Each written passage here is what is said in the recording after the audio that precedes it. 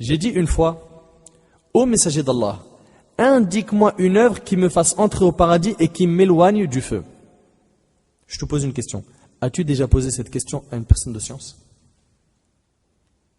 Ou plutôt, est-ce qu'on est tout le temps à poser des questions qui sont inutiles, qui ne vont pas améliorer notre relation avec Allah subhanahu wa ta'ala, qui ne vont pas nous faciliter l'augmentation des œuvres pieuses? Indique-moi une œuvre qui me fasse entrer au paradis et qui m'éloigne de l'enfer. Est-ce qu'on s'est déjà posé ce type de questions? Mu'adh recherche, radiyallahu anhu, ce qui est utile. Il recherche ce qui est utile.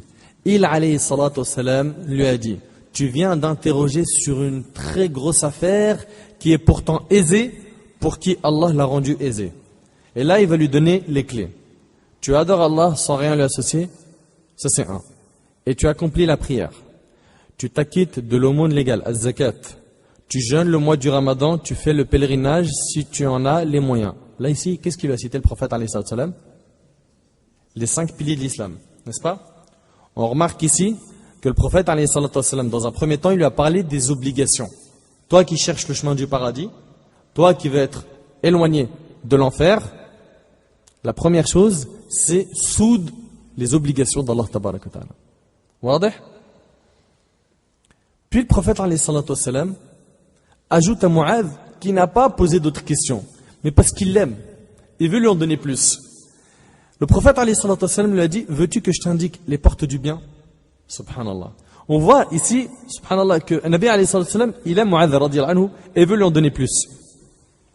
Il lui donne de précis conseils. Veux-tu que je t'indique les portes du bien? Le prophète alayhi salam dit, le jeûne est un bouclier. Le jeûne est un bouclier. L'aumône éteint le péché comme l'eau éteint le feu. On a des péchés ou on n'en a pas?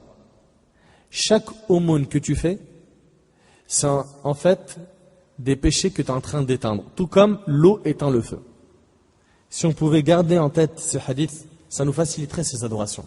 Parce qu'aujourd'hui, comme vous le savez, quand on parle d'aumône, quand on parle de dons, les gens, ça y est, commencent à devenir avares, à se dire, mais tout le temps je donne.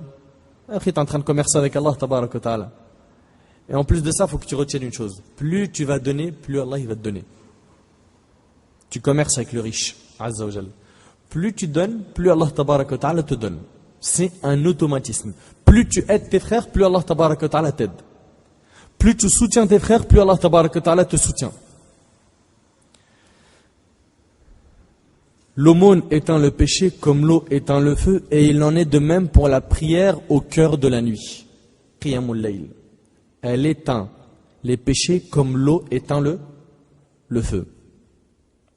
Puis il alayhi salatu wassalam récita le verset suivant, تتجافى جنوبهم عن المضاجع يدعون ربهم خوفا وطمعا ومما رزقناهم ينفقون فلا تعلم نفس ما أخفي لهم من قرة أعين جزاء بما كانوا يعملون. Leur côté fuit les lits. Leur côté fuit les lits. Pourquoi? Parce qu'ils n'arrivent pas à supporter de rester sur un lit et délaisser la prière nocturne. De délaisser Qiyamul Layl, la prière de nuit, qui n'est pas une obligation, comme vous le savez. Ce qui est obligatoire, c'est les 5 prières. Les 5 prières, Subh, Dhuhr, Asr, Maghrib, Isha. Et ça, Qiyamul Layl, c'est pas obligatoire, mais les pieux, ils ont été décrits comme étant ceux qui fuient leur lit pour se lever et prier. Leur côté fuit les lits. Ils invoquent leur Seigneur par crainte et par convoitise et dépensent de ce que nous leur avons octroyé. Aucun être ne sait ce qu'on a caché pour eux comme source de sérénité profonde en récompense de ce qu'ils faisaient. Surat As-Sajda, Surat 32, verset 16. Regarde Allah Tabaraka wa Ta'ala, qu'est-ce qu'il dit quand il parle de la récompense qu'il a réservée aux pieux, fil Jannah. Aucun être ne sait ce qu'on a caché pour eux comme source de sérénité profonde en récompense de ce qu'ils faisaient. Puis il alayhi salatu wassalam a dit, et là il rajoute à Mu'adh, veux-tu que je t'indique la tête de toute chose, son pilier et son plus haut sommet? On voit ici que le prophète alayhi salatu wassalam ne s'est pas limité à simplement lui dire les 5 piliers de l'islam. Il lui a rajouté les portes du bien, puis après il lui a dit, veux-tu que je t'indique la tête de toute chose, son pilier et son plus haut sommet? Je dis bien sûr que oui au messager d'Allah. Il alayhi salatu wassalam dit, la tête de toute chose est l'islam. Son pilier est la prière. Son plus haut sommet est la guerre sainte. Puis il alayhi salatu wassalam continue. Et il dit, veux-tu que je t'indique l'élément essentiel de tout cela? Subhanallah. On voit qu'il veut le khair pour Mu'adh ibn Jabal radiyallahu anhu. Veux-tu que je t'indique l'élément essentiel de tout cela? Je dis bien sûr que oui, au messager d'Allah. Et là, le prophète alayhi salatu wassalam saisit sa langue et dit, mets un frein à celle-ci. Mets un frein à celle-ci. Mets un frein à ta langue. Mon frère, réfléchis un petit peu, ainsi que toi, ma sœur, sur toutes les paroles qu'on prononce, du matin au soir. Est-ce que ce qu'on prononce, ça attire la colère d'Allah ou sa satisfaction? Est-ce que quand tu parles, tu fais plus de dhikr, tu lis plus de Coran et tu fais plus d'istighfar que de calomnies, d'insultes, de mensonges? Ou c'est l'inverse? Mets un frein à celle-ci. Je dis au messager d'Allah, sommes-nous donc punis pour de simples paroles que nous disons? Il alayhi salatu wassalam dit que ta mère te perde. Les gens sont-ils jetés sur leur visage dans le feu de l'enfer pour autre chose que pour les récoltes de leur langue? Et c'est rapporté par At-Tirmidhi. La langue est ibad Allah. C'est pour ça que dans un hadith, le prophète alayhi salatu wassalam a dit, celui qui me garantit ce qu'il a entre ses deux jambes et ses deux mâchoires, je lui garantis le paradis.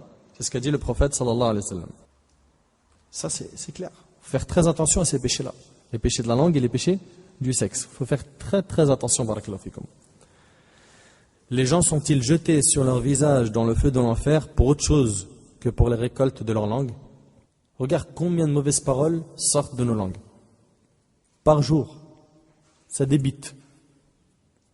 Des paroles qui déplaisent, des mauvaises réponses aux parents, des moqueries, des insultes, des gros mots, on jure par autre qu'Allah, on ment, on calomnie, on médit, on parle sur le dos de nos frères, sur le dos des gens qui appellent Allah tabaraka wa ta'ala, sur le dos des savants, on mange de leur chair.